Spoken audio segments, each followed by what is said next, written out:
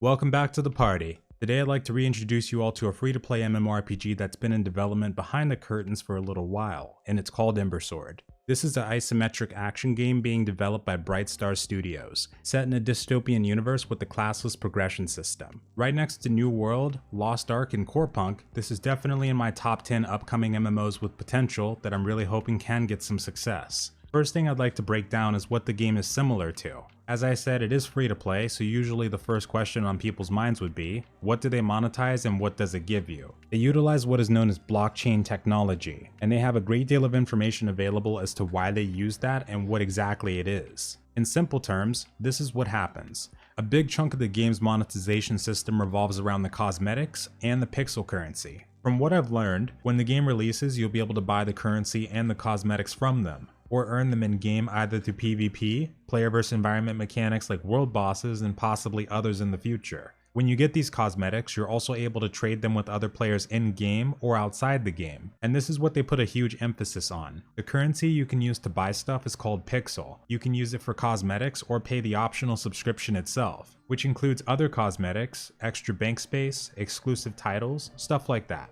Similar to how Plex works in EVE Online, except in this game, it doesn't require a subscription to play. Anytime a transaction is made, like for cosmetics, Brightstar takes a fee from that, and I'm assuming they're able to turn that into profit. Now, if you want to sell your cosmetics outside the game, they will have a way to do that too. Apparently how this works is similar to if you wanted to sell knife skins from Counter-Strike or something from Dota on the Steam marketplace. Except in this case, you can do it with real money and through a legitimate way. They do it this way because they want players to be able to take their collectibles, no matter how rare, and have a true value that they can get from them, without having to break TOS to do it. It's important to note that you can't buy or sell anything that would give you more power in the game. Seems to be strictly cosmetic, so you can't buy higher tier gear, can't buy tools or weapons or anything like that with real money. And I'll get into how the progression system supports this in just a second, but these cosmetics have a limited quantity every time they come out, and there should be new ones each month.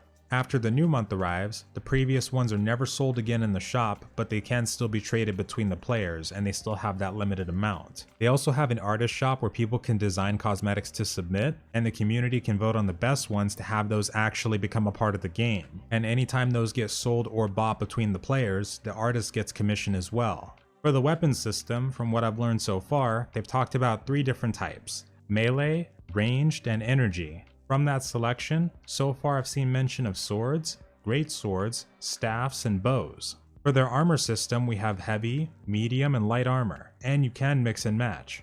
Alongside that, each armor type will provide bonuses depending on what you're wearing. For the usable slots we got head, chest, gloves, legs, and boots, along with cosmetic ones like capes and hats. Now, if you need something to compare this game to, it reminds me of Albion Online. I'll get into the crafting and gathering professions in just a second, but let's start with the world itself. Ember Sword takes place in a land called Thanabus. In Thanabus, the world is currently split into 4 different regions, each with their own specific biomes. Inside these regions, there are 3 different types of territory. Kingship, the PvE zone that focuses on land ownership, resource gathering, and questing, etc., just like a green zone. The second is Wilderness. This one has player versus environment areas that are rich in resources, monsters, and NPCs. But you can attack players from opposing regions if they wander into this territory and start gathering resources. From what I've learned so far, if you die either here or in the next zone we'll talk about, there will be penalties, but what exactly happens is still undecided. Open world bosses can also spawn in the Wilderness and Kingship territories, so if you get there first, most likely with a group or a guild, you can take it down and get some cosmetic rewards. Now, the third territory is the most dangerous and sits on the outskirts of each region. This means if you want to travel between them, it sounds like you'll be going through this. This is the Outlaw territory. These areas are filled with rare resources, high-level mobs, and most importantly, anyone you run into can be attacked or can attack you. Aside from world bosses in this zone, they have what are called outlaw camps. You can come to these and take these over, and then you can place buildings that are accessible to either you, your friends, or your guild. Have to keep in mind though that anyone can destroy your outlaw camp, but if you take it and defend it, you can also earn cosmetics through this too. Funny thing they mentioned during one of their Ember Sword podcasts, which I highly recommend checking out and got a lot of this information from, is that when you're in a PvP zone with a guild and fighting with other groups, you can form parties and you won't do damage to them with your abilities or anything. But apparently, outside your party, you can still hit people even if they're still in your guild. They brought up the example of Albion Online and how a lot of times, big fights like this might just turn into a Zerg fest. But here with the friendly fire mechanic, you have to be a lot more careful. They did mention that we will have support abilities, but they haven't decided yet on full support weapons. This segment did make me laugh a bit though, because I do remember way back in Albion's testing phases, where sometimes we'd have bugs where one person could tank like 20 people because of scaling issues. Still love that game though. Now back to the progression. Our skill trees go from 0 to 100, leveling them up gives us access to new abilities, but also lets us craft better gear, equip better weapons, collect better resources, etc. And these are the professions we have so far. For gathering and refining, we have mining, lumberjacking, skinning, fishing, harvesting, smelting, tanning, weaving, and woodcutting. For crafting, we have armorsmithing, weaponsmithing, fire making, and cooking. One profession that ties the economy together and promotes trade throughout the regions is the merchant caravan profession. Recently they talked more about this and how technically, they don't have mounts currently, but there is one that travels alongside your wagon if you do this profession. You are able to sell items on an in-game marketplace, and these merchant caravans can take resources from their home region into others for a profit.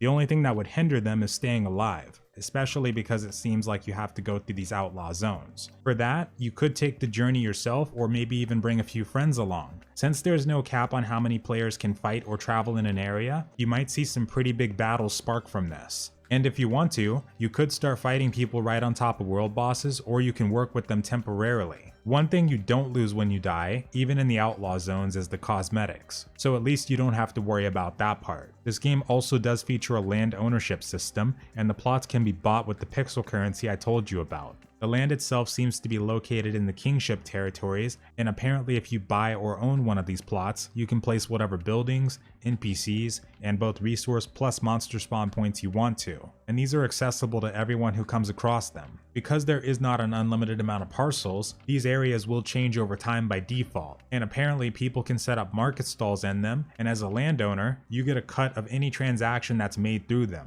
And even if a boss gets taken down on your land, if it drops a cosmetic, every time that cosmetic gets traded between players, you get a cut of that too. This is a big part of the game though, because it allows people to essentially design the kingship territories however they want. There will be cities we can go into and accessible things there, but for the actual land plots, you'll get a lot of freedom in their design. And the better you design them, or if they work really well with the surrounding landowner territories, your land might become more popular among players than others. There's a lot more detail to be had with this game, and I highly recommend checking out their FAQ alongside the Ember Sword podcast they do amongst the staff, but I just wanted to give a brief overview and reintroduce this title. Partly because with the lack of MMOs and MMORPGs currently, I know a lot of people have been waiting for decent ones to show up. This one's release window is for 2022, but they've come a long way since they started. And in terms of the alpha and beta test, those could start as early as next year.